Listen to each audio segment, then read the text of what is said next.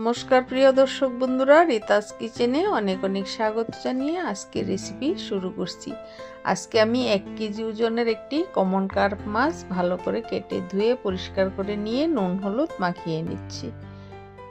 এদিকে একটি কড়াই বসিয়ে দিয়েছি, দিয়ে দিচ্ছি সাদা তেল 3 টেবিল স্পুনের মতো। একটু বেশি করে তেল দিয়ে আমি মাছগুলো ভেজে নামিয়ে নেব। দেখতেই পাচ্ছ এপিট ওপিট করে দিয়েছি, মাছগুলো লাল লাল হয়ে এসছে। এবার আমি নামিয়ে নেব। বন্ধুরা, ভিডিওটি শুরু থেকে শেষ অবধি দেখার জন্য অনুরোধ জানাচ্ছি।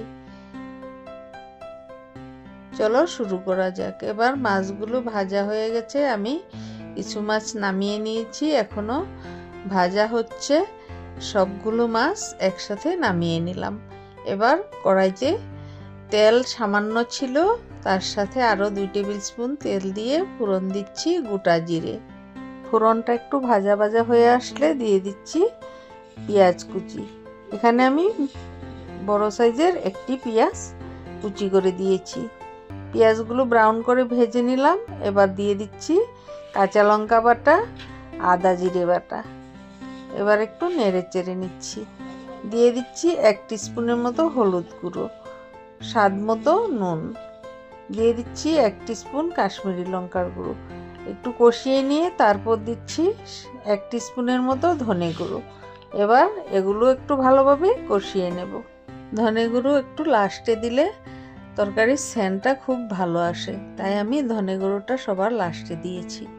এবার কষিয়ে নেওয়া হয়ে গেছে, পরিমাণ মতো জল দিয়ে দেব। এবার বন্ধুরা, আমার রেসিপিটি ভালো লাগলে অবশ্যই লাইক, কমেন্ট এবং সাবস্ক্রাইব করে আমার পাশে থাকার বিনম্র অনুরোধ জানাচ্ছি।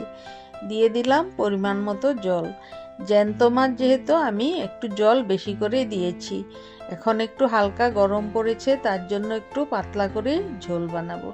আমি এখানে অন্য সবজি কিছুই দিইনি, শুধু মাছ দিয়েই ঝোলটা বানাবো।